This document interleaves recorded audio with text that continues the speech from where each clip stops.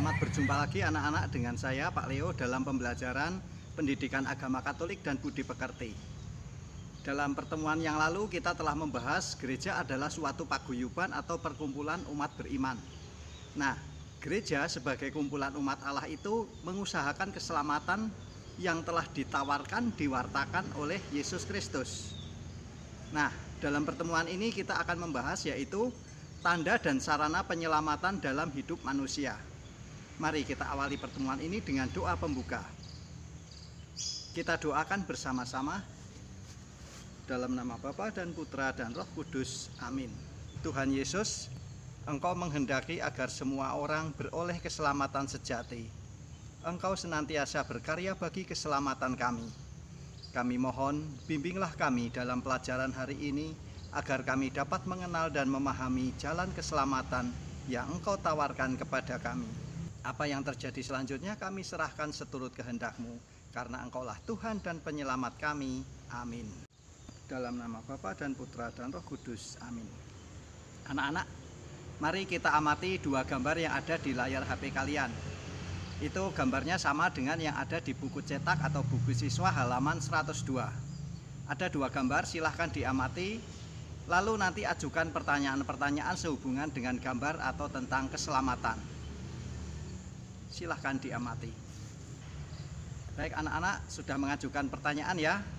Mari kita bahas, ada berapa pertanyaan yang masuk. Pertanyaan pertama adalah, apa arti tanda? 2. Apa arti gambar roda gigi? 3. Mengapa orang harus mengutamakan keselamatan? 4. Bagaimana cara orang berusaha agar selamat? Dan yang kelima, apakah orang bisa selamat di dunia dan di akhirat nanti? Mari kita jawab pertanyaan-pertanyaan tadi. Yang pertama, apa arti tanda? Tanda menurut Kamus Besar Bahasa Indonesia adalah 1. Yang menjadi alamat atau yang menyatakan sesuatu. 2. Gejala. 3. Bukti. 4. Pengenal atau lambang. Dan yang kelima adalah petunjuk. 2. Apa arti lambang roda gigi? Roda gigi adalah bagian dari mesin yang memindahkan gerak berputar.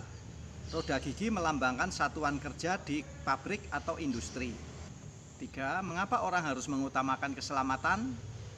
Orang harus mengutamakan keselamatan agar ia selamat, sehingga bisa melakukan banyak pekerjaan. Jika ia tidak mengutamakan keselamatan, ia bisa celaka atau mencelakai orang lain juga.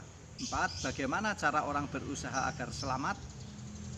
Orang bisa mengusahakan selamat dengan berhati-hati, tidak gegabah, mematuhi aturan keselamatan kerja, dan bertindak memakai perhitungan yang cermat. 5. Apakah orang bisa selamat di dunia dan di akhirat nanti? Ya, orang bisa selamat di dunia dan di akhirat nanti jika percaya dan mengikuti Yesus Kristus.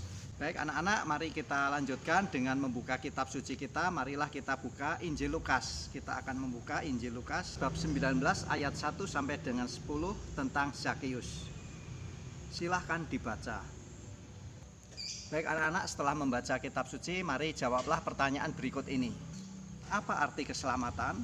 Baik, silahkan jawab dan tulis jawabanmu di buku tulis atau buku catatanmu. Mari kita lanjutkan dengan mencatat rangkuman materi. Pengertian keselamatan secara umum adalah 1. Terhindar dari bahaya maut. 2. Diampuni dosa-dosanya, masuk surga. 3. Keselamatan terjadi di sini dan di akhirat. 4. Keselamatan terjadi waktu ini. 5. Keselamatan diperuntukkan semua orang. 6. Keselamatan adalah anugerah Tuhan. 7. Keselamatan terjadi kalau kita mengubah tingkah laku kita menjadi lebih baik. Tanda dan sarana keselamatan. 1. Tanda adalah simbol untuk menyampaikan sesuatu. 2. Sarana adalah alat untuk melaksanakan sesuatu. Contoh tanda dan sarana penyelamatan serta manfaatnya. 1. Rambu lalu lintas, itu menyatakan bahaya, larangan, petunjuk arah, dan lain-lain. 2. Rumah sakit adalah sarana untuk penyembuhan. 3. Sekolah, yaitu sarana untuk mencari ilmu. 4. Pelukan atau ciuman ibu kepada anak, menyatakan rasa kasih sayang. Dan yang kelima, tempat ibadah dan tempat ziarah, merupakan ungkapan rasa syukur kepada Tuhan. Nah, kita lanjutkan dengan arti keselamatan menurut ajaran gereja. 1. Mendapatkan pertolongan. Injil Matius bab 14 ayat 30-31. 2. Sembuh dari penyakit dan penderitaan. Injil Matius bab 9 ayat 21 dan Injil Lukas bab 8 ayat 35 sampai dengan 36. 3. Bebas dari kematian. Surat Yakobus bab 5 ayat 20 dan surat Rasul Paulus kepada Timotius yang kedua bab 1 ayat 10. 4. Beriman. Injil Matius bab 9 ayat 22. 5. Kasih karunia Tuhan. Kisah para Rasul bab 15 ayat 11 dan surat Rasul Paulus kepada jemaat di Efesus bab 2 ayat 5 sampai dengan 8. 6. Pemberian hidup yang kekal dari Tuhan. Injil Yohanes bab 3 ayat 16 dan bab 6 ayat 33. 7. Kesejahteraan lahir batin. Kisah para Rasul bab 2 ayat 21. Selesai ya mencatatnya. Mari anak-anak kita lanjutkan dengan refleksi. Mari kita mengendapkan, kita refleksikan apa yang telah kita dapatkan pada hari ini. Anak-anak, hari ini kita telah belajar mengenai keselamatan.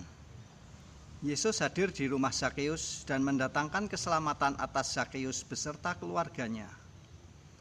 Tuhan Yesus datang untuk menyelamatkan orang yang berdosa. Kita selalu mengharapkan agar hidup kita selamat, bahkan juga ingin memperoleh keselamatan kekal.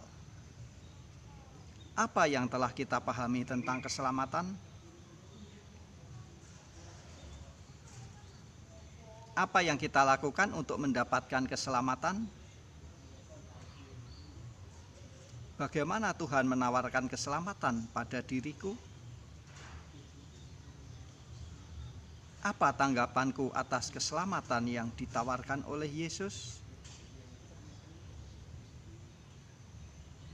Maukah aku mengikuti dan meneladan hidup Yesus? Silakan buka mata kembali. Mari kita lanjutkan dengan mencatat tugas nomor 26.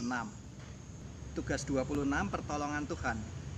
Ceritakan pengalamanmu ketika mendapat pertolongan yang kamu yakini berasal dari Tuhan, tanpa berdoa atau meminta. Pertanyaan panduannya adalah kapan, apa, bagaimana kejadiannya, bagaimana reaksi saya, siapa saja yang terlibat. Tulislah dalam bentuk cerita, bukan menjawab pertanyaan panduan tadi ya. Silahkan dikerjakan nanti setelah doa penutup. Baik anak-anak, mari kita tutup pertemuan kita dengan doa penutup. Kita hening sejenak. Dalam nama Bapa dan Putra dan Roh Kudus, amin. Yesus, Tuhan kami yang maha baik, kami kembali mengaturkan puji dan syukur kehadirat-Mu. Kami bersyukur sebab Engkau telah berkenan menunjukkan kepada kami jalan dan tanda-tanda keselamatan. Ajarlah kami untuk semakin peka terhadap tanda-tanda dari-Mu. Ajarlah kami untuk mampu menangkap tanda dari-Mu, sehingga kami senantiasa mendapatkan keselamatan. Apa yang terjadi selanjutnya kami serahkan ke dalam kasih karunia-Mu. Demi Kristus Tuhan dan Penyelamat kami. Amin. Dalam nama Bapa dan Putra dan Roh Kudus. Amin. Ya anak-anak, selesai ya pertemuan kita hari ini. Tetap semangat, jangan lupa kerjakanlah tugas nomor 26 nanti. Lalu kirimkan jawabannya ke gurumu sebagai laporan telah mengikuti pelajaran pada hari ini. Sampai jumpa lagi dan berkah dalam.